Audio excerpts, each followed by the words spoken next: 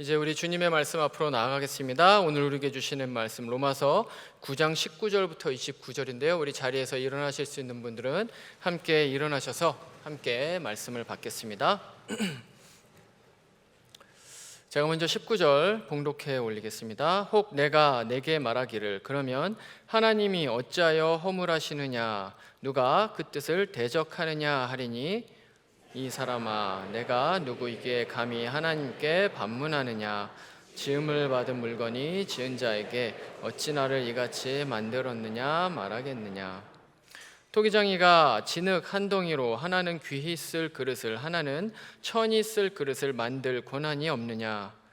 만일 하나님이 그의 진노를 보시고 그의 능력을 알게 하고자 하사 멸하기로 준비된 진노의 그릇을 오래 참으심으로 관용하시고 또한 영광받기로 예비하신 바 긍휼의 그릇에 대하여 그 영광의 풍성함을 알게 하고자 하셨을지라도 무슨 말을 하리요.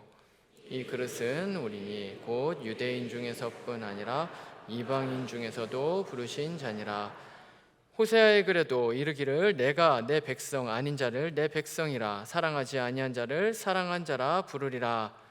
너희는 내 백성이 아니라 한 그곳에서 그들이 살아계신 하나님의 아들이라 일컬음을 받으리람과 같으니라.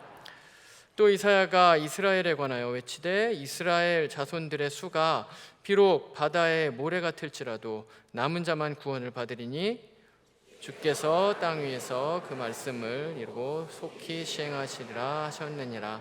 함께 읽겠습니다. 또한 이사야가 미리 말한 바 만일 만군의 주께서 우리에게 씨를 남겨두지 아니하셨더라면 우리가 소돔과 같이 되고 고모라와 같았으리로다 와 같으니라. 아멘. 주님의 말씀입니다. 제가 한번 기도하고 말씀 나누겠습니다. 여호와 하나님, 너무나도 감사합니다. 하나님의 말씀이 우리의 삶의 길이요 진리요 생명 되신다는 사실을 우리가 알기에 이 시간 이렇게 주님의 전에 나와서 주님의 말씀을 듣게 됩니다. 로고스이신 그 말씀이 우리의 마음 가운데 새겨지게 될 때에 하나님 아버지의 깊은 진리를 경험하며 그것을 깨닫는 시간 되게 하여 주시옵소서. 말씀을 전한 자는 너무나도 부족한 자이오니 온전히 여호와 하나님께서 주의 성령으로 이 시간 주인 되어 주시는 귀하고 복된 시간 되게 하여 주시옵소서. 감사하며 거룩하신 예수님 이름으로 기도합니다. 아멘. 우리는 계속해서 로마서의 말씀으로 은혜와 진리를 함께 나누고 있습니다. 성경의 모든 부분이 다 중요하지만 이 로마서는 특별히 이제 기독교인들이 더 중요하게 여기는 그러한 말씀이죠. 예를 들어서 종교 개혁자의 선구자인 이 마틴 루터는 로마서를 신학의 우두머리며 완전한 복음이다, 이제 이런 식으로 설명을 하고요. 또 존 켈빈은 이 서신서를 진정으로 이해한다면 성경의 가장 심오한 보물들에 다가갈 수 있는 문이 열린다, 이제 이렇게 이야기를 했습니다. 실제로 이 기독교의 역사를 보면 굉장히 많은 사람들이 이 로마서를 통해서 변화가 됐는데요. 아까 말씀을 드렸던 이 마틴 루터, 또 어거스틴, 아니면 요한 웨슬리, 이런 아주 기독교의 기라성 같은 그러한 많은 거장들, 이제 이런 분들 또 뿐만 아니라 우리 중에서도 또 많은 분들이 이 로마서의 말씀을 읽고 듣고 또 이제 연구를 하면서 많이들 이제 회심을 하고 있죠. 그래서 로마서의 별명이 참 딱 적절하다고 이제 그렇게 생각이 됩니다. 자, 근데 문제가 있습니다. 이게 굉장히 심오한 진리를 담고 있는 만큼 이게 조금 쉽지가 않습니다. 어렵죠. 그래서 큐티인으로 지금 아마 본문을 함께 묵상하고 계신 분들은 잘 아시겠지만 로마서가 이렇게 막 잘 읽혀지는 그러한 것은 아닙니다. 일단은 이 사도 바울이 이 저자죠. 이 저자인 사도 바울이 이 구약 성경에 해박한 사람이었기 때문에 이 복음을 설명하는 데 있어서 구약 성경을 굉장히 많이 인용을 하죠. 끌어옵니다. 또 뿐만 아니라 이 장르상 이게 뭐 이렇게 내러티브가 아니에요. 스토리가 아닙니다. 예를 들면 우리가 뭐 다윗의 이야기, 뭐 다니엘의 이야기, 이런 거는 술술술술 아주 재밌게 잘 읽히게 됩니다. 근데 이거는 그게 아니라 논증 서신이라는 거예요. 논리적으로 이렇게 하나하나 이렇게 뭔가 이렇게 이성적으로 이렇게 판단해 나가면서 이렇게 쭉쭉쭉 앞으로 나아가는 이제 그러한 장르인 것입니다. 그래서 성경 66권에서 이제 주석이 이제 많이 있는데 이 로마서가 16장밖에 안 되죠. 16장으로밖에 이루어지지 않았음에도 불구하고 이 로마서 주석이 굉장히 두껍습니다. 심지어는 이 16장밖에 되지 않는 이 주석을 하느라고 한 학자는 1000페이지의 글을 이제 쓸 정도입니다. 그러니까 뭐 어마어마한 거죠. 그러니까 이 안에, 이 로마서 안에 굉장히 심오하고 또 복잡한 그러한 이제 진리의 요소들이 굉장히 많이 있다는 것입니다. 자, 그런데 중요한 게 이제 어제 본문, 어제 큐티인 본문, 그리고 오늘의 본문이 속해 있는 이 로마서 9장 말씀이 바로 이 로마서의 아주 어려운 그러한 부분이라는 것입니다. 제가 이 말씀을 이제 준비를 하면서 그러면 나는 이제 이 설교는 그냥 패스하겠습니다. 이런 성도님들이 많이 나오실 것 같아서 굉장히 우려를 사실 많이 했습니다. 왜냐하면 로마서의 이 설교 자체가 사실은 어떤 의미에서는 좀 딱딱해요. 그냥 이렇게 막 재미있게 이야기하듯이 이렇게 물 흘러가듯이 이렇게 할 수가 없습니다. 그래서 뭔가 이제 딱딱하죠. 그래서 많은 분들이 이제 팔짱을 끼고 이제 좀 이렇게 고개를 떨구시는 이제 그런 일들이 일어나지 않을까 생각을 했는데 그러시면 안 됩니다. 그러시면 안 돼요. 왜냐하면 우리의 이 많은 신앙의 선배들이 이야기를 한 것처럼 이 로마서 안에 복음의 다이아몬드가 들어있어요. 이 복음의 원석이 이제 거기 딱 들어있다는 것입니다. 아주 중요한 아주 복음의 그 엑기스가 거기 딱 들어있다는 거예요. 애둘러서 말을 하지 않고 딱 거기 있어요. 그렇기 때문에 우리가 오늘의 이 말씀, 특별히 이제 우리 9장의 말씀을 우리가 함께 보면서 마치 그 원석, 다이아몬드 원석을 깎아가는 이제 그러한 생각으로 우리가 귀를 쫑긋 세우고 조금만 이제 방심하면 졸리기 때문에 절대로 그러시면 안 됩니다.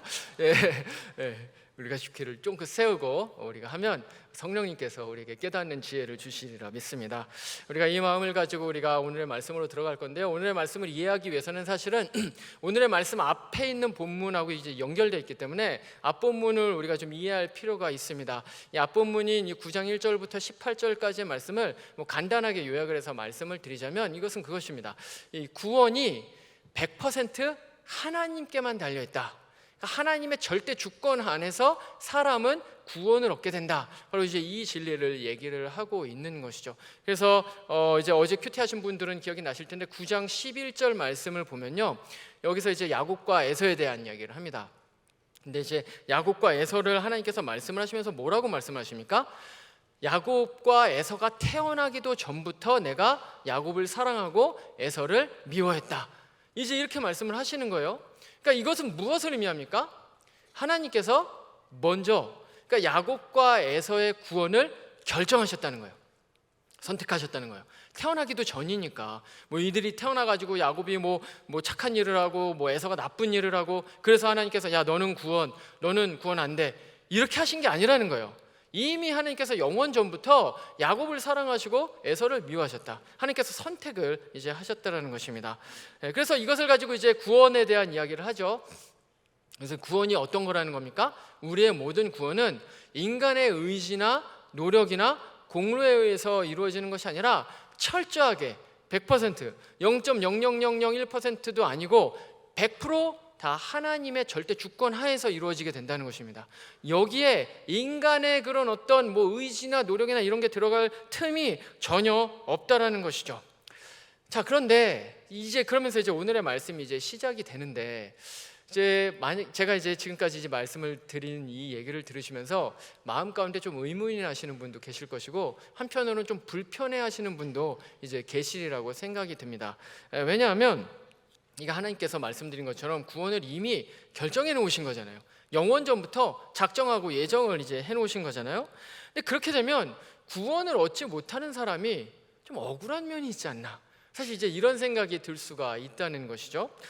그래서 이런 생각을 가진 사람들이 사실은 이미 사도 바울 그 당시에도 존재하고 있었습니다. 그래서 이 사람들이 이제 반론을 합니다. 그래서 이 사람들이 이제 바울의 대적자들이었는데 이 사람들이 반론을 하는 게 이제 19절 오늘 말씀에 나와 있는 건데요. 19절 우리 다시 한번 함께 읽어볼까요? 시작.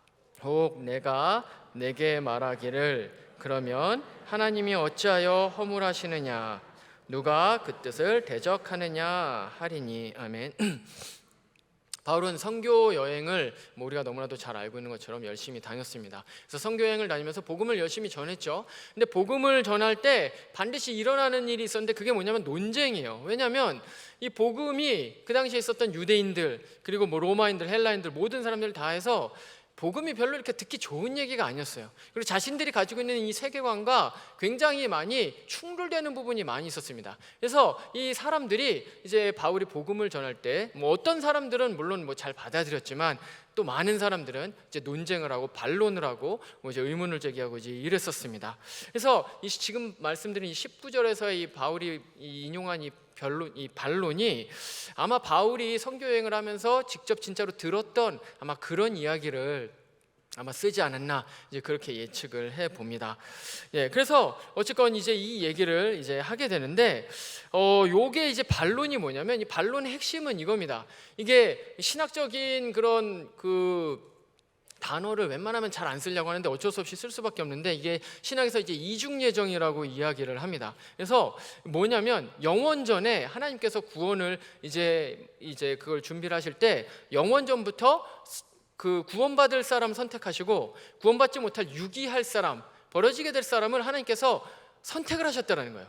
그래서 이것을 이미 하나님께서 예정하시고 작정하셨다라는 것이 이제 이런 이중 예정이라는 건데, 근데 이제 반론자들이 이제 그렇게 얘기를 하는 겁니다. 만약에 그게 맞다면, 그래서 정말로 야곱과 에서 뭐 정말로 그렇다면 도대체 이 버림받은 사람, 예를 들면 에서 같은 경우에 그러면 이 사람한테 책임을 물을 수 있느냐는 거예요.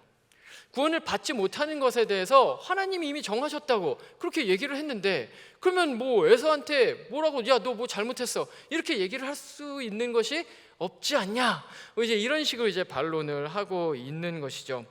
그래서 당시 이제 이 대적자들이, 복음의 대적자들이 이걸 가지고 이제 물고 늘어지게 되는 것입니다.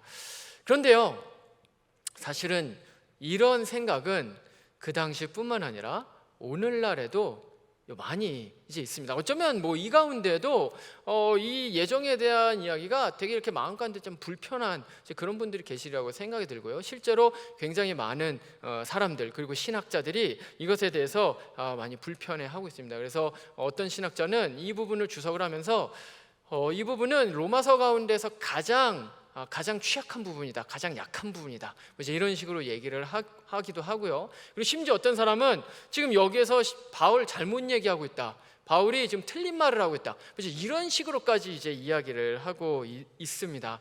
그러니까 이 본문이 가지고 있는 그런 어떤 논쟁점이 굉장히 이제 크다는 것이죠. 자, 근데 이런 이제 반론에 대해서 사도 바울이 아주 기가 막힌 한 가지 그 비유로 이제 그 설명을 해줍니다. 그래서 구원을 설명을 해주는데 그게 오늘 말씀에 나오는 21절 이 토기장이와 진흙 한 덩이의 이 비유입니다. 사도 바울이 그 당시에 있을 때 그 로마에는 그 토기가 많았습니다. 토기가 뭐 여러 가지로 많이 이제 쓰임이 있었죠. 그래서 토기장이들이 이 토기를 빚는 모습을 이 길거리에서 많이 이제 볼 수가 있었습니다. 그래서 이 당시에 이 비유를 듣는 사람들이 토기장이에 대한 그리고 이 진흙에 대한 이러한 비유가 굉장히 이제 이렇게 생소하지 않았다는, 친숙했다는 이제 그런 것을 알 수가 있죠. 근데 이제 그 비유는 이렇습니다. 토기장이가 옵니다. 진흙 한 덩이를 가지고 옵니다. 그리고 이 진흙 한 덩이로 토기를 만드는 거죠. 근데 이 토기를 만드는데 어떤 토기를 만들까? 어떻게 만들까? 이거는 전부 다 누구한테 달렸다는 겁니까? 토기장이한테 달렸다는 거예요. 그래서 예를 들면 토기가 뭐 음식물 먹을 때 뭐 밥그릇처럼 뭐 그런 거를 이제 위에서 제작을 할 수도 있을 것입니다. 근데 그런가 하면 또 어떤 토기는 꽃을 담기 위해서 꽃병으로 사용하기 위해서 또 이렇게 꽃병으로 만들 수도 있고요. 근데 그런가 하면 또 그 당시 이제 로마 고증에 의하면 그 당시 로마 사회에 한국에 옛날에 있었던, 뭐 지금은 없죠. 근데 한국에 옛날에 있었던 그 요강을 모르시는 분이 계실까요? 글쎄요. 예. 모르시는 분도 계실 수가 있겠네요. 근데 요강, 그렇죠. 우리 배설물을 이제 담는 그 이제 요강, 그것도 있었어요. 그러니까 토기를 만들 때 그 요강도 만들 수가 있었다는 거예요. 그러니까 똑같이 진흙 한 덩이를 가지고 꽃병을 만들 수도 있고 접시를 만들 수도 있고 요강도 만들 수가 있다는 것입니다. 그렇기 때문에 뭐 이런 꽃병 같은 거를 예를 들면 만들 때는 예쁘게 만들겠죠, 그렇죠? 막 이렇게 뭐 가느다랗게 해서 뭐 문양도 넣고요, 뭐 색깔도 넣을 수가 있고요, 뭐 그랬을 것입니다. 근데 뭐 예를 들면 요강 같은 걸 만들 때 아름답게 막 그렇게 만들겠습니까? 막 멋있는 막 그런 문양 넣고 그렇게 하지 않겠죠. 자, 근데 중요한 것은 이겁니다. 바로 그 토기를 만드는 그 토기의 목적, 토기의 용도, 토기의 모양, 색깔, 이 모든 것들을 결정하는 사람이 누굽니까? 토기장이가 한다는 거예요. 진흙이 하지 않아요. 진흙이 나 이렇게 좀 만들어주세요. 아니면 왜 나는 요강으로 만들어, 쟤는 꽃병 만들고 못한다는 거예요. 왜냐하면 철저하게 100% 토기를 만드는 것은 토기장이의 뜻과 의지에 달려 있기 때문에 그렇다는 것입니다. 여기까지를 이제 들으면 뭐 로마의 그 사람들이 뭐 당연히 다 듣고 100% 동의를 할 것입니다. 그렇지, 뭐 토기를 만드는 거야 당연히 토기장이의 소관이지, 뭐 그렇게 생각을 합니다. 자, 근데 여기서 이제 바울이 한 대를 땅 치면서 얘기를 하는 게 무엇이냐? 구원이 그것과 같다, 이렇게 이야기를 하는 거예요.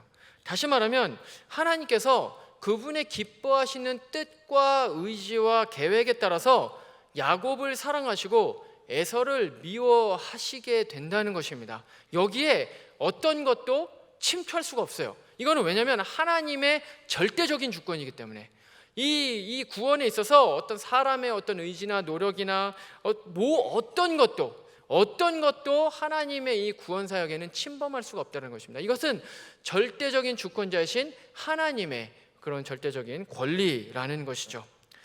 그렇기 때문에 이 구원은 온전히 하나님께만 달려있다, 이제 이런 식으로 이야기를 하고 있습니다. 근데 그럼에도 불구하고 우리의 마음 가운데 여전히도 약간 불편함이 있습니다. 왜 불편할까요? 뭔가 하나님께서 좀 불공정해 보이잖아요, 그렇죠? 그래도 어떤 사람이 좀 착한 일을 하고 선한 일을 해야 그래야지 구원을 얻고, 어떤 좀 나쁜 일을 하면 그러면 좀 얘는 그래도 좀 뭐 벌 받고, 이제 이런 식으로 하는 것이 우리의 그런 어떤 그런 컨셉에 있잖아요. 당연한 우리의 마음 가운데 있습니다. 근데 하나님이 좀 그래 보이지가 않는 것이죠. 왜냐하면 아무런 그런 인간의 판단을 하지 않은 채 그냥 만세전부터 이미 결정을 하셨기 때문에, 이미 선택을 하셨기 때문에, 그래서 뭔가 마음 가운데 불편함이 생길 수가 있습니다. 근데 이것에 대해서도 사도 바울은 사실 이미 얘기를 했습니다. 어제 큐티인 본문인데요, 9장 14절 이하에서 이제 이렇게 이야기를 합니다. 우리가 함께 읽어보겠습니다. 시작. 그런즉 우리가 무슨 말을 하리요? 하나님께 불의가 있느냐? 그럴 수 없느니라. 모세에게 이르시되 내가 긍휼히 여길 자를 긍휼히 여기고 불쌍히 여길 자를 불쌍히 여기리라 하셨으니. 아멘. 구원은 순전히 하나님께 달려 있습니다. 이미 말씀드린 것처럼 여기 타협이 없어요. 뭐 하나님께서 사람이 뭐 조금 이렇게 도와주면 믿음을 갖게 될 것 같아서 그것을 미리 알고 예지 예정이라고 얘기를 하는데, 그렇게 해서 한 거 아닙니다. 하나님께서는 무조건적으로 그냥 선택을 하신 거예요. 영원전부터 그냥 야곱을 사랑하기로 결정을 하셨고 에서를 미워하기로 결정을 하셨습니다. 근데 여기에 동시에 이 하나님의 구원에 있어서의 절대 주권과 동시에 한 가지를 더 우리가 잊으면 안 되는 것이 있는데, 그것이 무엇이냐면 하나님은 완전히 선하시다는 거예요. 하나님의 결정은 완전히 정의롭다는 거예요. 하나님의 결정은 완전히 공정하기 때문에 불의라는 게 있을 수가 없다라는 것입니다. 그래서 이 두 가지, 하나님의 선택, 하나님의 완전한 그런 어떤 절대 주권, 구원에 있어서의 절대 주권과 더불어서 그럼에도 불구하고 하나님은 불의하신 분이 아니다, 하나님은 공정하신 분이시다, 이제 이 두 가지를 함께 가지고 가야 된다는 거예요. 그렇지 않으면 우리가 이 구원을 사실은 알 수가 없다는 것입니다. 자, 근데 그러면 도대체 문제가 뭘까요? 하나님은 분명히 잘못한 게 없습니다. 하나님은 완전히 선하시고, 그래서 그분의 그런 의지와 목적과 모든 것에 부합하게 선택을 하셨어요. 그러면 문제가 없어요. 근데 문제가 없어야 되는데 왜 우리는 이런 것을 이제 보면서 이 진리에 대해서 불편해 하느냐는 거예요. 왜 너무나도 많은 그리스도인이라고 하는 사람들조차도 이 예정에 대한, 구원에 대한 이야기 앞에 서게 되면 뭔가 아까 말씀드렸던 것처럼 막 기분이 나빠지고, 뭔가 이제 왜 그렇게 되는 걸까요? 근본적인 이유가 뭐냐? 그 근본적인 이유가 한 가지가 있는데, 그게 뭐냐면 하나님과 인간 간에 이 좁힐 수 없는 그 질적인 차이가 있기 때문에 그래요. 그러니까 하나님과 우리는 하늘과 땅이라는 비유로도 표현을 할 수 없을 정도로 완전히 다른 이제 그러한 존재죠. 이거를 이제 좀 이제 쉽게 설명을 하자면, 아까 말씀을 드렸던 우리 토기장이의 비유로 다시 돌아가 보면, 이 토기장이와 진흙 한 덩이의 비유가 이제 20절에 나와 있잖아요. 근데 20절에 나와 있는 것처럼 이 창조주와 창조물의 관계를 나타내기 위해서 이 토기장이와 진흙의 비유를 사용했지만, 또 동시에 이제 중요한 게 무엇이냐면, 그 토기장이와 그 진흙의 비유를 통해서 우리가 하나님과 얼마나 다른, 그러니까 하나님은 우리와 얼마나 다른 그런 초월적인 신이신가, 하나님이신가, 이제 그것에 대해서도 사실은 이 비유가 얘기를 하고 있다는 것입니다. 진흙은 토기장이일 수가 없고요, 토기장이는 진흙일 수가 없습니다. 토기장이가 아무리 이 진흙을 가지고 막 자기의 막 이렇게 얼굴과 뭐 이렇게 몸과 똑같은 그러한 어떤 인형같이 이런 거를 만든다고 하더라도 진흙은 진흙일 뿐이에요. 토기장이는 토기장이입니다. 그 사이가 바뀌지 않아요. 그 관계가 갑자기 토기장이가 사람이 되고 그런 일이 일어나지가 않는다는 것입니다. 둘은 본질적으로 완전히 다르다는 거죠. 질적으로 다르다는 것이죠. 근데 하나님과 우리도 역시 마찬가지라는 것입니다. 우리와 하나님 간에는 엄청나게 큰 갭이 있어요. 근데 하나님께서 인간을 창조하실 때, 우리가 이제 창세기 말씀에서 본 것처럼 하나님이 우리를 창조하실 때 우리를 하나님의 형상으로 만드시기는 했죠. 그래서 그 말은 무엇이냐면, 하나님께서 우리를 마치 판박이 찍듯이, 판박이가 또 뭔지 모르시는 분들이 계실 수가 있는데, 옛날에 뭐 저도 어렸을 때 판박이 많이 했는데, 판박이 스티커 같은 거 있지 않습니까? 그걸 이렇게 벽에다가 대고 아니면 막 손등에다 대고 쫙 문지른 다음에 이렇게 딱 빼면 그게 이제 이렇게 딱 새겨지는, 그게 이제 판박이죠. 아마 좀 더 이제 젊고 어리신 분들은 잘 모르실 것 같은데 그게 판박입니다. 근데 하나님의 형상을 따라서 우리를 창조하셨다라는 바로 그 의미는 바로 그거예요. 하나님께서 그 판박이처럼 우리를 딱 찍었다는 거예요. 그래서 하나님의 그 본질, 그 형상이 우리 안에 새겨져 있다라는 것이죠. 이거는 그래서 이제 사람은 모든 그런 어떤 피조물들과는 정말로 다 다릅니다. 여기서 뭐 우리 집에 뭐 강아지도 있고 뭐 개도 있고 고양이도 있고 뭐 하여튼 별게 다 있는데, 그런 뭐 강아지 고양이들 이런 게 뭐 이제 말도 알아듣는다고 하더라고요. 신기한데. 근데 뭐 사람의 말도 알아듣고 하는데 그래도 사람하고는 완전히 다르죠. 왜냐하면 하나님께서 하나님의 형상으로 창조한 것은 사람밖에 없기 때문에 그렇습니다. 그래서 하나님하고 이제 인간은 그런 어떤 유사한 점이 있습니다. 근데 그럼에도 불구하고 사람은 하나님이 아닙니다. 사람은 하나님이 될 수가 없다라는 것이죠. 왜냐하면 하나님은 무한하신 초월자시고 우리는 유한한 인간이기 때문에 그렇습니다. 하나님은 시간적으로 무한하십니다. 이건 무엇이냐면 영원하시다는 거예요. 하나님은 처음이 없고 끝이 없습니다. 하나님은 영원 속에 존재하세요. 하나님은 시간의 제약을 받지 않으십니다. 그렇기 때문에 하나님한테는 과거도 현재고 현재도 현재고 미래도 현재인 거예요. 그래서 하나님께서는 그것을 손바닥 보듯이 과거, 현재, 미래를 다 볼 수 있는 그 이유가 무엇이냐? 하나님이 영원 가운데 계신 분이시기 때문에 그렇습니다. 우리는 어떻습니까? 우리는 과거를 살지 못합니다. 미래를 살지 못합니다. 우리는 현재만 삽니다. 왜요? 우리는 시간의 제약을 받는 유한한 인간이기 때문에 그래요. 인간과 하나님은 바로 그러한 질적인 차이가 있다는 것이죠. 공간에 있어서도 차이가 있습니다. 하나님께서는 영원히 무한하신 그러한 이제 분이십니다. 그래서 그분은 무소부지하시다고 우리가 이야기를 하죠. 하나님은 안 계신 곳이 없으세요. 하나님은 이 우주 전체에 다 계십니다. 우리가 그것을 이제 그렇게 무소부지하다라고 이야기를 하죠. 근데 우리는 어떻습니까? 우리는 공간에 제한되어 있어요. 우리는 지금 교회에 있습니다. 교회에 있으면 집에는 있을 수가 없어요. 집에 있으면서 교회에 있을 수 있는 분이 계십니까? 그런 분은 없죠.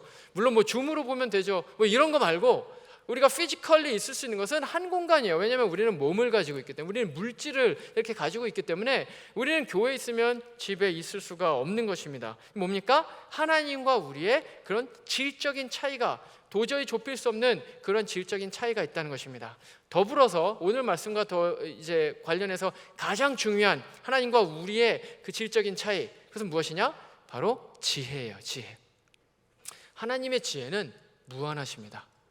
얼마나 지혜로우시면 이 모든 우주 보이는 것 보이지 않는 것을 다 창조를 하셨겠습니까? 그러니까 그 지혜를 우리가 측량할 수 없는 거예요. 하나님의 지혜는요, 과거에 있었던 지혜, 오늘날 있는 지혜, 미래에 있을 지혜, 이 세상에 존재하는 모든 지혜보다도 더 큰 지혜이십니다. 왜냐하면 그분이 지혜를 창조하시는 분이시기 때문에 그래요. 그러니까 그분이 지혜의 소유자이신 것이죠. 그에 반면에 인간은 어떻습니까? 요즘 뭐 AI 뭐 막 나오고 뭐 챗 GPT 나온다 그러면서 막 너무나도 놀랍다고 막 그러면서 거기다 막 질문해보고 뭐 답 나오고 대화도 하고 막 그럽니다. 그러면서 막 엄청나게 막 대단하다고 막 박수 치면서 뭐 이제 그렇게 얘기를 하는데, 근데 사실은 그게 사람이 봤을 때는 대단한 것처럼 보이지만 하나님이 보셨을 때는 그 뭐 아무것도 아닌 거죠. 하나님이 보셨을 때는 뭐 챗 GPT 뭐 더 훨씬 더 엄청난 무슨 AI가 나오고 막 그런다고 할지라도 하나님 앞에서는 아무것도 아닌 거예요. 왜요? 그것을 만든 그 지혜도 하나님이 주셨기 때문에, 이 미래에 나타나게 될 뭐 수천 년 후에 나타나게 될 모든 이 세상에 존재하는 모든 지혜들조차도 다 모두 다 하나님께 속해 있다는 것입니다. 그래서 무엇을 말을 하고자 하냐, 인간과 하나님은 아무리 인간이 하나님의 형상으로 창조되었다고 할지라도, 그래서 만물의 영장이니 막 이런 소리를 한다고 할지라도 그 좁힐 수 없는 하늘과 땅보다도 더 큰 그 갭이 존재한다는 것입니다. 사람들이 이거를 자꾸 좁히려고 하죠. 근데 그럴 수가 없다라는 거예요. 근데 그래서 거기에서 나오는 결론이 한 가지가 있는데, 그게 무엇이냐? 사람은 절대로 결코 하나님의 뜻과 의지와 계획을 이해할 수 없다는 거예요.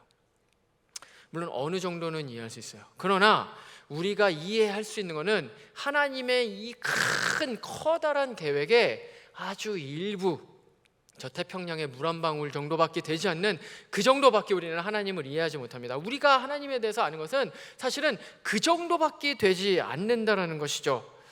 그래서 우리가 하나님의 구원, 오늘의 말씀에 나와 있는 이 하나님의 구원에 대한 것을 다루기 위해서는 가장 먼저 그거를 인정을 해야 돼요. 아, 하나님은 우리와는 비교할 수 없는 초월적인 존재이시구나. 그래서 나는 그분을 완전히, 아니 사실은 내가 그분을 이해할 수 있는 것이 너무나도 적구나. 사실은 여기부터 시작을 해야지, 그래야지 하나님께서 말씀을 하시는 구원이 무엇인가에 대해서 이제 알 수가 있고, 그리고 오늘 이 말씀이 내 마음 가운데 불편하지 않을 수가 있다는 것입니다. 왜냐하면 우리는 이해할 수가 없기 때문에. 사실은 뭐 하나님의 일을 우리가 다 이해한다고 한다면 그건 하나님이 아니죠. 말이 안 되는 거 아니겠습니까? 하나님이 얼마나 크신 분이신데, 놀라우신 분이신데 당연히 안 되는 것이죠. 우리가 사실 이제 기독교에 뭐 이제 많이들 뭐 진리들을 많이 잘들 알고 계시라고 생각이 됩니다. 근데 이 성경에 나와 있는 이 진리를 보면 사실 대부분은 우리가 우리의 이성으로 이해할 수 없는 것들이 대부분이에요. 특히 이 중요한 진리들, 예를 들면 삼위일체 뭐 얘기는 많이 들어보셨죠? 이 삼위일체가 풀리 완전히 클리어하게 다 이해되시는 분이 계십니까? 예, 한번 손 한번 들어보시고, 아, 나는 그거 다 이해돼요. 그분은 하나님이십니다. 예.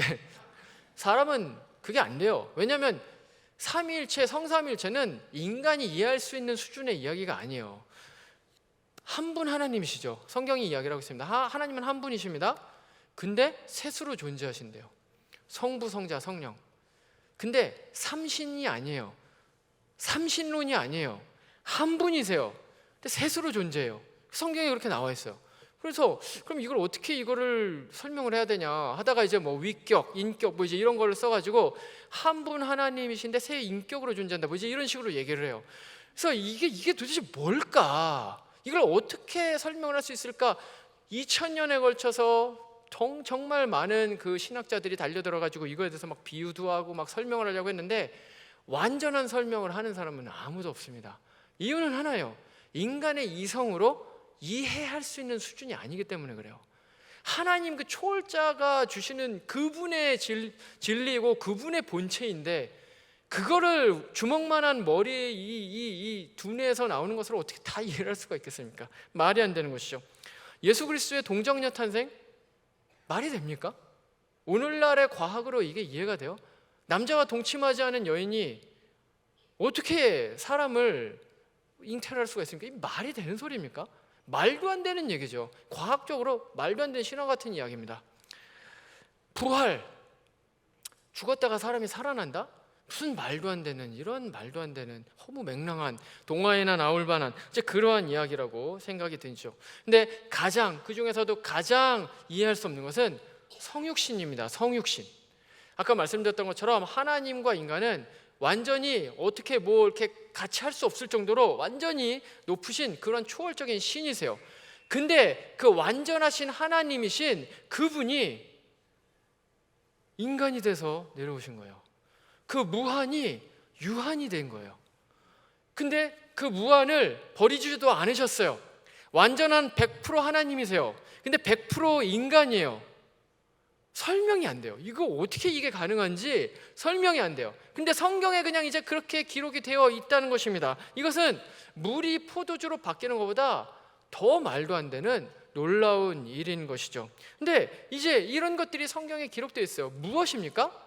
우리가 알고 있는 이 성경에 기록되어 있는 이 진리들은 사실은 우리가 이성적으로 이해할 수 없는 것들이 너무나도 많다는 거예요. 근데 우리는 그것을 왜 우리는 받아들입니까?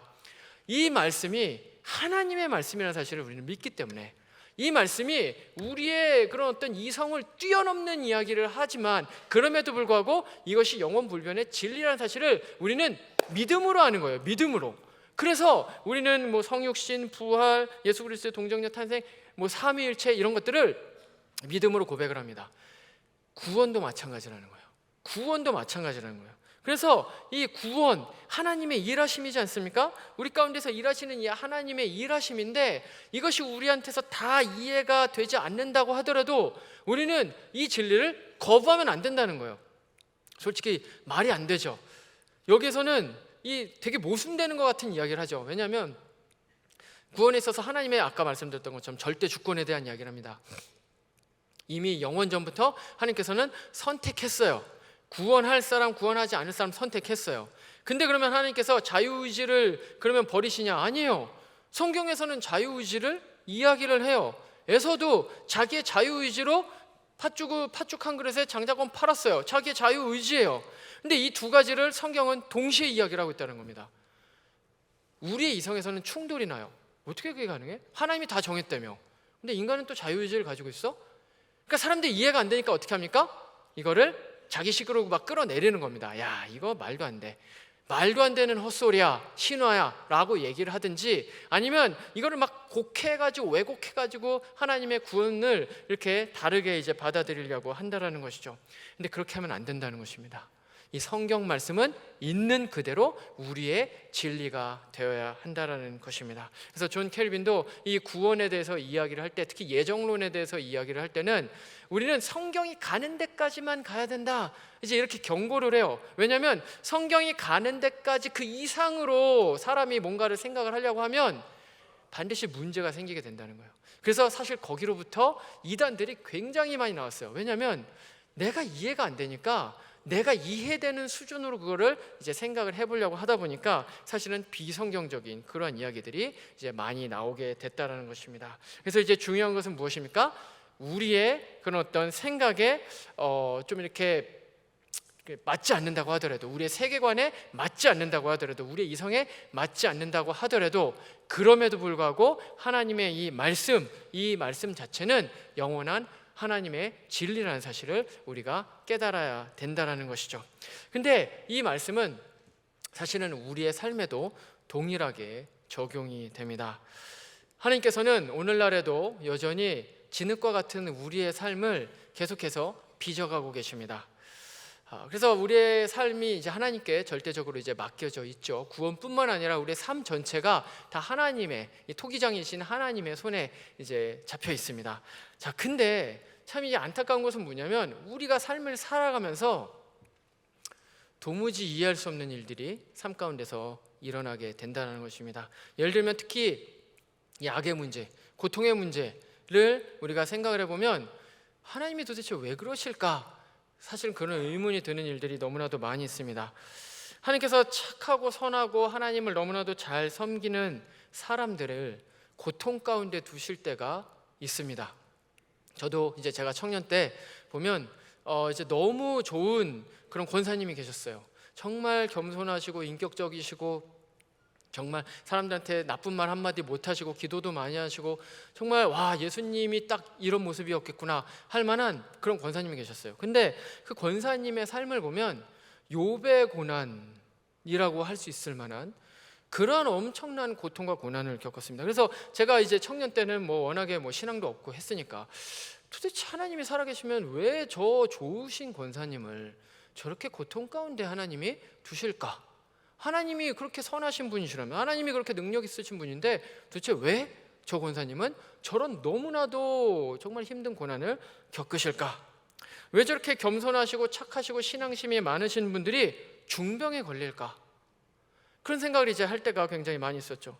하나님께서 왜 저렇게 정말 너무나도 좋은 분들, 좋은 목사님들도 그렇고요, 좋은 분들인데 그런 분들은 또 빨리 데려가시는 그런 일들도 있어요. 그러면 하나님이 저분을 조금 더 오래 사시게 하셨으면 더 많은 선한 영향력을 끼치셨을 텐데 왜 하나님께서는 굳이 저분을, 사실 데려가야 될 사람 따로 있는데, 왜냐하면 악한 사람이 많이 있잖아요.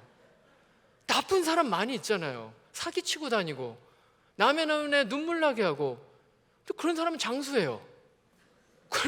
제 말이 아니라 시편 기자가 하는 말이 너무 이상한 거예요. 저런 악인들은 형통하다는 거예요. 뭐만 하면 잘 돼요. 얼마나 잘 되는지 몰라요. 그게 장수예요. 그런 일들이 일어난다는 겁니다. 그래서 이해가 안 되는 거죠. 하나님, 왜 이런 일이 일어나죠? 하나님 공의로우신 분이라면서요. 세계 역사에서 봤을 때도 히틀러, 그 빨리 데려가셨으면 많은 무고한 사람이 희생되지 않았을 거예요. 근데 왜 히틀러가 그 악행을, 그 홀로코스트를 할 때까지 하나님 두고 보셨을까요? 왜 하나님은 도대체 이해가 되지 않는 것이죠. 같은 그리스도인이라고도 역시 마찬가지입니다. 우리는 여기에서 이렇게 진짜 에어컨 빵빵하게 나오는, 그래서 밖에 날씨가 뭐 100도든 뭐 상관없습니다. 에어컨이 잘 나오기 때문에 여기서 이렇게 편안하게 이렇게 예배드리고, 또 이렇게 끝나면 또 밥 먹으러 가면 또 맛있는 또 밥이 준비되어 있고, 얼마나 예배드리기 편합니까? 어떤 사람은 그리스도인, 같은 그리스도인인데 물질적으로 풍요롭고 건강하고 안정적으로 신앙생활을 하다가 주님 앞에 갑니다. 너무나도 좋죠. 근데 어떤 사람은요, 그 신앙을 지키기 위해서 고난과 험난한 삶을 살면서 다른 사람들의 조롱을 받으면서 생명의 위협을 겪으면서 그렇게 신앙을 그렇게 고수해야 되는 그런 사람들이 지금도 있다는 거예요. 우리와 같이 숨을 쉬고 있는 그런 사람들이 있다라는 것입니다. 제가 이제 친한 우리 이집트의 선교사님이 계십니다. 근데 이집트에 어떤 게 있냐면 쓰레기 마을이라는 곳이 있어요. 쓰레기 마을. 뭐냐면 그 수도 카이로에서 이제 발생하는 그 쓰레기를 이제 갖다 버리는 곳이에요. 근데 이제 거기에 사는 사람들이 있어요. 그 사람들은 뭐 하냐면 그 쓰레기들, 그 지저분하고 그 악한 그런 악취나는 그러한 쓰레기를 분리수거하면서 평생을 살아가는 사람들입니다. 그 사람이 누구냐? 이집트의 기독교인들이에요. 이집트는 90%가 이슬람 무슬림입니다. 10%가 기독교인이에요. 근데 그 쓰레기 마을에는 90%가 기독교인이에요. 어떻게 설명할 수 있겠습니까? 박해를 받고 있는 거예요. 기독교인이라는 이름만, 이 이유만으로 대학을 나와도 취직이 안 돼요. 기독교인이라서. 그래서 거기서 그냥 그렇게 죽을 때까지 사는 거예요. 자기 자녀들도 거기서 세우는, 어디 나갈 수가 없어요. 그리고 쓰레기랑 같이 사니까, 쓰레기 더미 위에 사니까 너무 힘든 거예요. 만성질환의 수명이 60세가 평균 수명이에요. 근데 너무 이상하지 않습니까? 왜 그러고 살죠?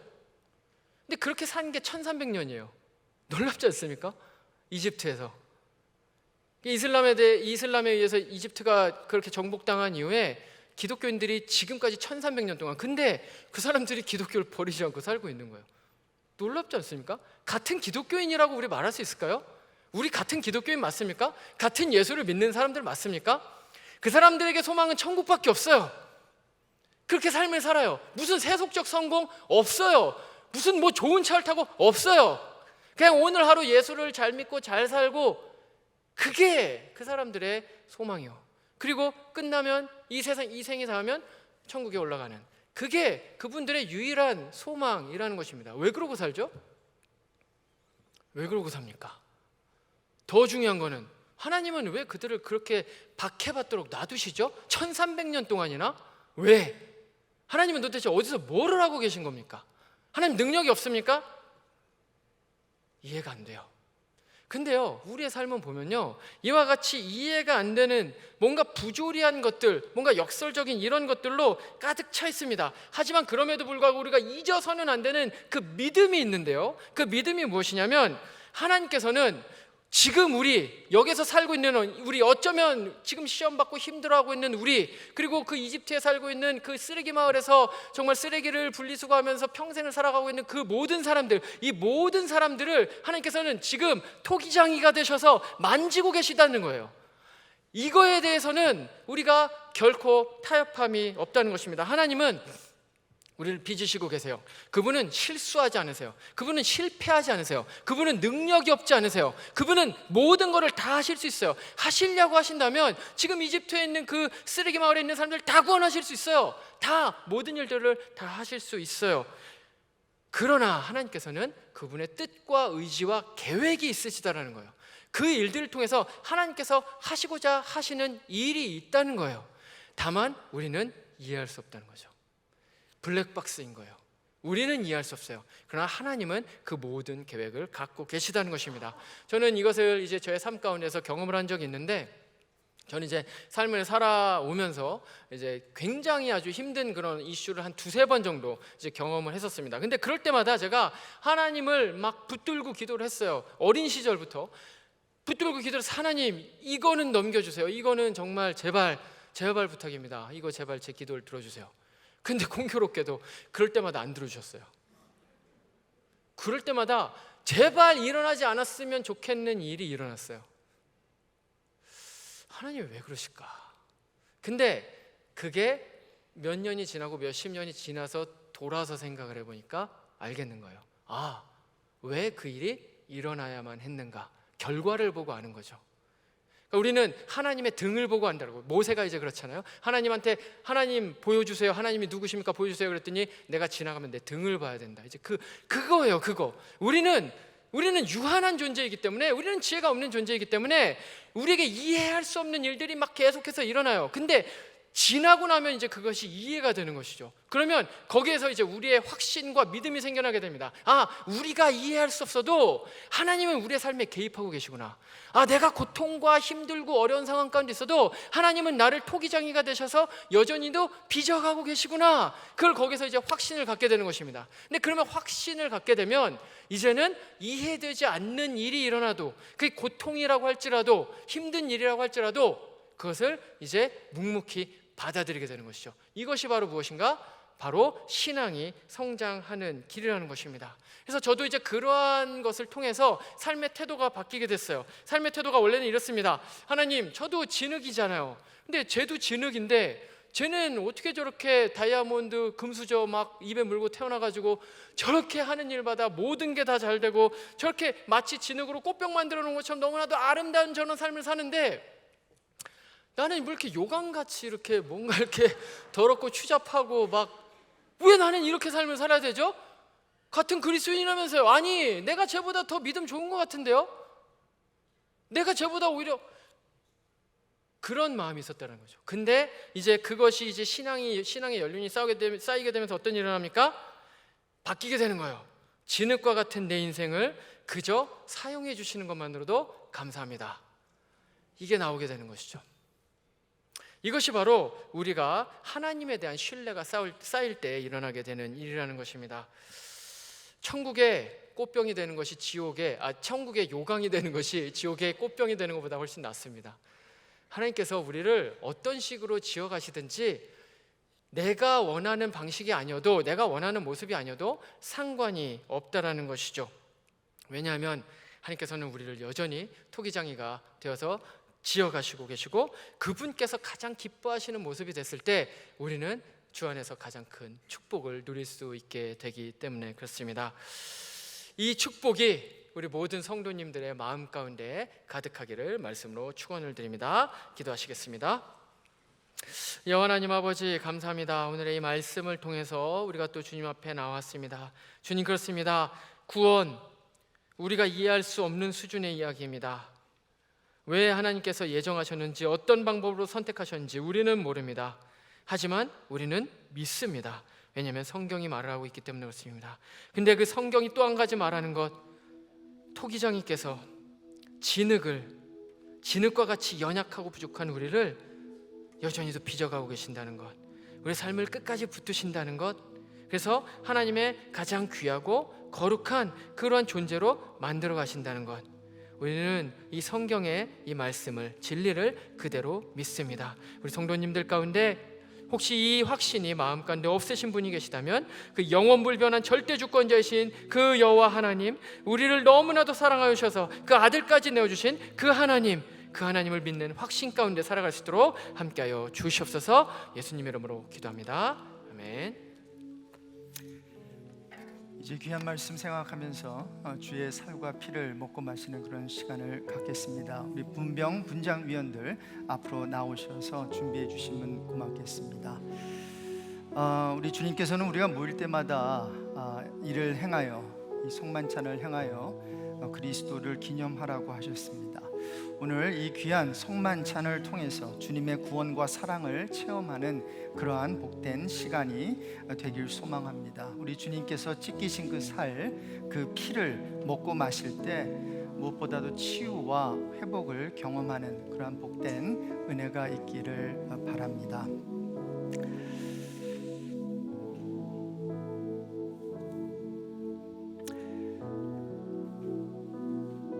내가 너희에게 전한 것은 주께 받은 것이니 곧 주 예수께서 잡히시던 밤에 떡을 가지사 이제 우리 주님께서 축사를 하셨어요.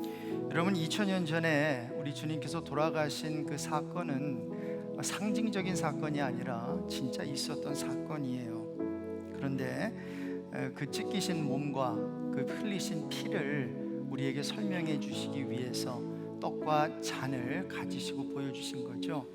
자, 그래서 우리 주님께서 2000년 전에 제자들 6월절 밤에 떡을 가지시고 브레이크하셨어요. 떼어서 말씀하셨습니다. 이것은 너희를 위하는 내 몸이니 이것을 행하여 나를 기념하라 하셨습니다. 또한 식후에 우리 예수님께서요 잔을 가지시고 잔을 들어 축사합니다. 이르시되 이 잔은 내 피로 세운 새 언약이니 이것을 행하여 너희가 마실 때마다 나를 기념하라 하셨으니 너희가 이 떡을 먹으며 이 잔을 마실 때마다 주의 죽으심을 오실 때까지 전하는 것이니라. 이제 분잔 위원들이 떡과 잔을 여러분께 나눠드릴 것입니다. 갖고 계시다가 우리 함께 그렇게 먹도록 하겠습니다. 먼저 기도할게요. 하나님 아버지, 두렵고 떨리는 마음으로 주의 살과 피를 받습니다. 또 하나의 성만찬이 아니라 예수 그리스도의 영이 느껴지고 체험되는 가장 영적인 그러한 순간이 되게 해주십시오. 예수님의 이름으로 기도드립니다. 아멘. 우리 함께 찬양하시면서 우리 떡과 잔을 받겠습니다. 주의 보좌로 나갈 때에 어떻게 나가야 할까? 나를 구원한 주의 십자가, 나를 구원한 주의 십자가, 그것을 믿으며 가네. 주의 보좌로, 주의 보좌로 나갈 때에 나 여전히 부족하나. 나를 품으신 주님의 그 사랑, 나를 품으신 주의 그 사랑, 그것을 은혜 자격 없는 내 힘이 아닌 오직 예수님의 보혈로 자격 없는 내 힘이 아닌 오직 예수님의 보혈로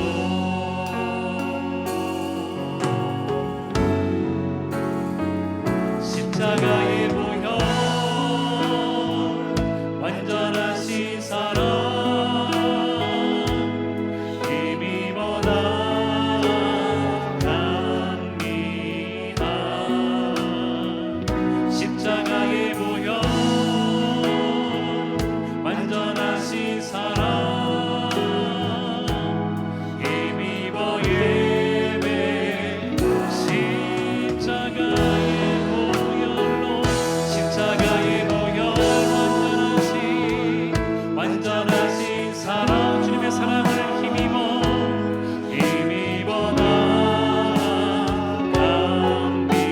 강미한 십자가의 보혈 완전하신 사랑 힘입어 예배 다시 한번 마음 다해 고백합니다. 십자가의 보혈을 의지하며 십자가의 보혈 완전하신 사랑 힘입어 나 주님 앞으로 마음을 다해 나갑니다. 십자가의 보혈 완전하신 사랑 힘입어 예배 강미한 이제 떡을 우리 분병분잔위원도 하나씩 받으시고요. 우리 예수님께서 떡을 가지사 축복하셨습니다. 떼어 제자들에게 주시면서 말씀하셨어요. 받아서 먹으라. 이것은 내 몸이라. 이것은 내 몸이라. 사랑하는 성도 여러분, 저 여러분이 갖고 있는 이 떡은 주의 몸을 상징합니다. 그리고 주의 몸을 상징하는 이 떡은 참된 양식이라고 했고요. 이 양식을 먹는 자는 영원히 배부르다고, 굶주리지 않는다고 말씀하셨어요. 이제 믿음으로 이 떡을 먹을 때 비록 이 떡은 주의 몸을 상징하는 것이지만 2000년 전에 저와 여러분을 사랑하셔서 찢기셨던 그 살은 상징이 아니었습니다. 정말 예수 그리스도의 몸에서 뚝뚝 떨어져 나간 그러한 살덩이였어요. 이 시간에 함께 따라해 주시기 바랍니다. 이 떡은 나를 위한 주의 몸임을 믿습니다. 이 떡을 먹는 자는 영원히 살 줄로 믿습니다. 우리 함께 여기 보시면 위에 부분, 조그만 부분을 뜯으셔서 떡을 먼저 드시겠습니다.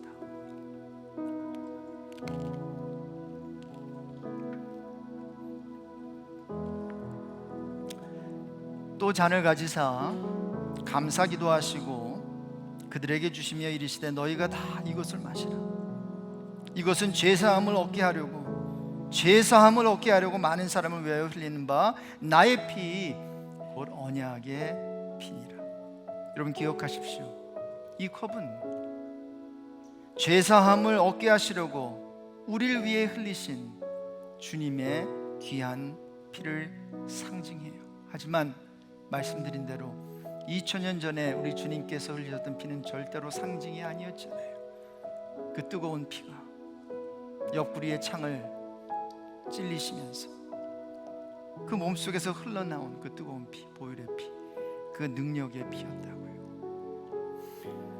우리의 죄를 씻기는 예수의 피밖에 없음을 믿습니다. 예수님께서 십자가에 피 흘려주심으로 죄인에서 의인 되게 하셨고요, 고아에서 하나님의 자녀로 불러주셨고요, 그리고 무엇보다도 창기에서 그리스도의 신부로 우리를 만들어 주신 줄로 믿습니다. 이 시간 우리 함께 기도할 때 하나님 아버지, 그렇기 때문에 더 이상 우리의 죄악이, 우리의 결핍이, 우리의 과거가 우리를 괴롭히지 못하게 해주십시오. 이 시간 주의 피를 마실 때 하나님 아버지, 기도 제목이 있습니다. 우리의 결핍이, 우리의 아픔이 우리의 사명이 되게 해 주십시오. 우리의 아픈 과거는 바꿀 수 없지만 그 아픈 과거를 이야기하는, 전달하는 방식은 바꿀 수 있지 않겠어요? We can't change our past story, but we can change how we tell that story. 하나님, 이 시간에 주의 피를 받습니다. 새로운 피조물이 되었기에 힘들었던 과거에 눌려있던 모든 것들로부터 하나님 자유하게 해주십시오. 하나님께서 노임받게 해주십시오. 그런 용기와 능력을 달라고 이 시간 주의 이름을 한번 부르고 통성으로 기도하겠습니다. 주여, 하나님 아버지, 이 시간에 기도합니다. 주의 피를 받기 전에, 아버지 마시기 전에 아버지 하나님, 우리의 마음속에 있는 죄악을 용서하여 주시고, 특별히 하나님, 우리의 결핍과 우리의 아픔과 우리의 모자람과 우리의 아픈 과거들이 하나님 사명이 되게 해주십시오. 더 이상 부끄러운 과거가 아니라 그 안에서 새로운 사람으로서 새롭게 그 스토리를 텔링할 수 있는 우리의 삶이 되게 해주시기를 간절히 기도드립니다. 하나님 도와주시고 하나님 역사하여 주시고, 오늘 이 피를 받을 때에 주님께서 아버지 하나님 우리 안에 역사하여 주셨습니다. 우리의 죄, 전에 지었고 지금 짓고 있고 앞으로 지을 모든 죄가 눈과 같이 이게 되게 하여 주시옵소서. 아버지 하나님이시 양털과 같이 이게 되는 놀라운 역사가 있게 해주시기를 간절히 주님, 생명이 있으니 고통도 있고 아픔도 있고 절망도 있다라고 하는 생각이 듭니다. 그렇게 생명이 있으니 고통과 아픔, 절망 가운데서도 소망이 있음 또한 우리가 느끼게 됩니다. 하나님, 이제 이 그리스도의 보혈의 피를 상징하는 잔을 받을 때에 혹시 잘 나간다고 생각하는 분이 있다면 계속 잘 나간다고 착각하지 않게 하시고, 힘든 분이 있다면 계속해서 힘들어질 것이라고 생각도 하지 않게 해주십시오. 오히려 잘 되고 있으면 감사하고 힘들다면 이것도 지나갈 것임을 알고 너무 걱정하지 않게 해주십시오. 성찬식을 마무리하며 이 피를 먹으면서 예수님 때문에 살게 되는구나, 살게 될 뿐 아니라 영원히 살게 되는구나, 뿐만 아니라 반드시 천국에서 예수님과 한상에서 만찬을 들겠구나 확인하는 시간 되게 해주십시오. 성도의 죽음도, 아니 죽음 이후까지도 책임져 주시는 예수님의 이름으로 기도드립니다. 아멘. 우리 감사함으로 이제 그 다른 쪽 뜯으셔서 우리 함께 그리스도의 피를 받겠습니다.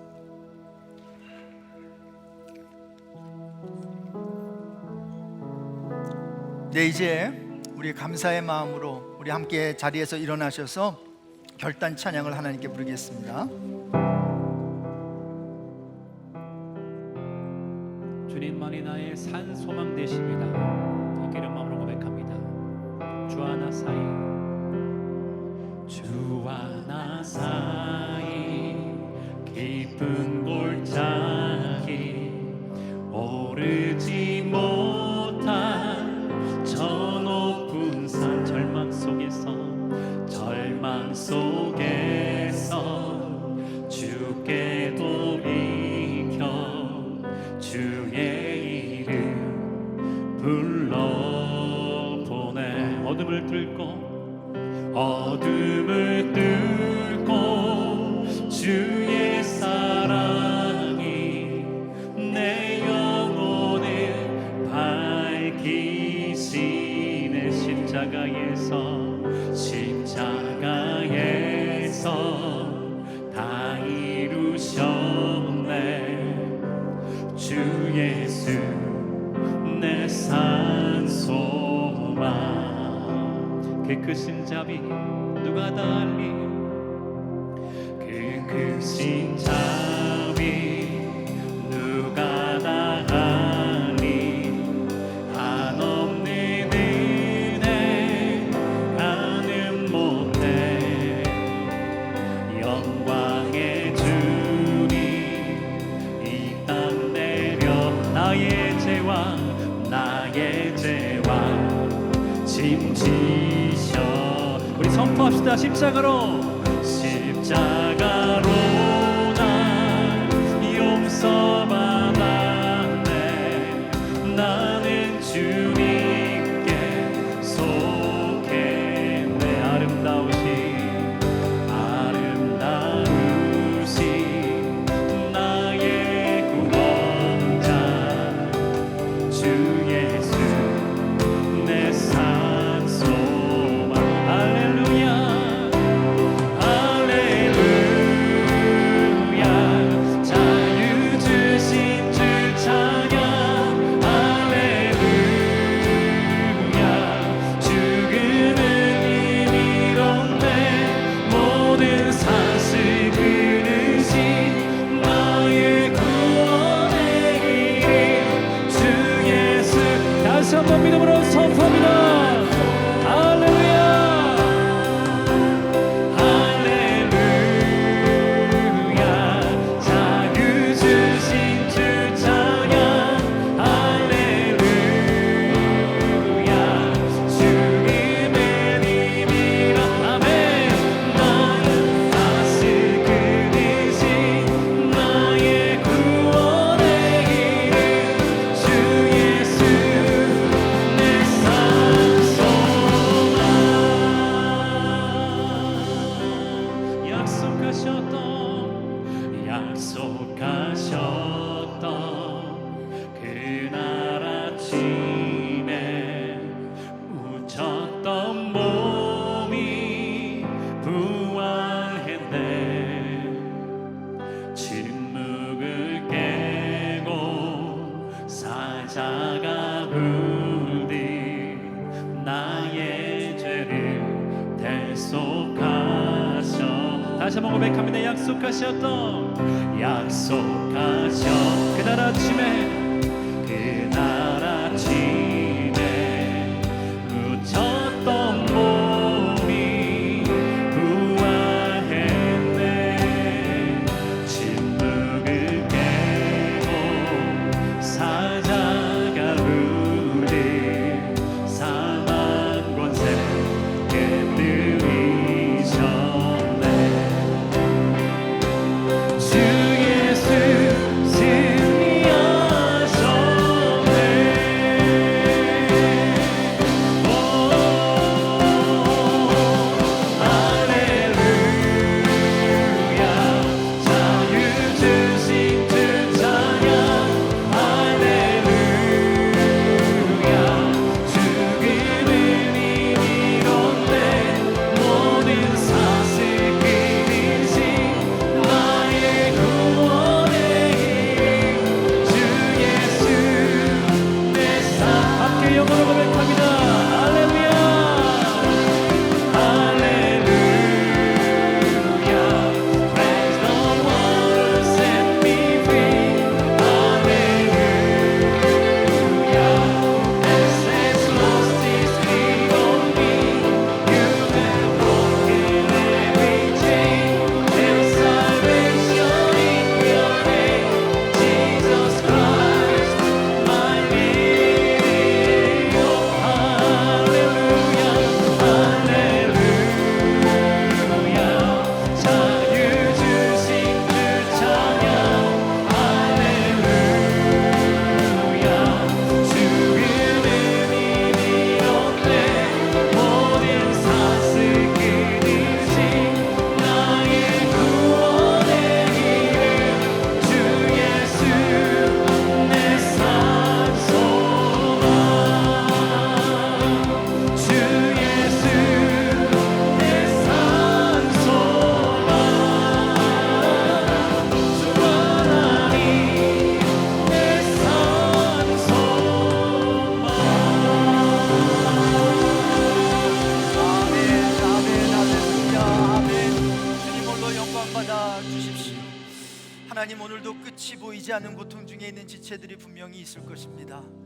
그러나 하나님, 그들을 불쌍히 여겨 주신다면 그들은 주의 선하심을 꼭 붙들 수 있음을 믿습니다.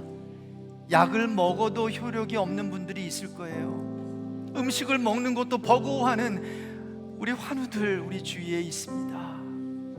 한 발도 내딛기 힘든 어려움, 두려움 속에서도 하나님 주의 인자하심을 찬양하게 해주십시오.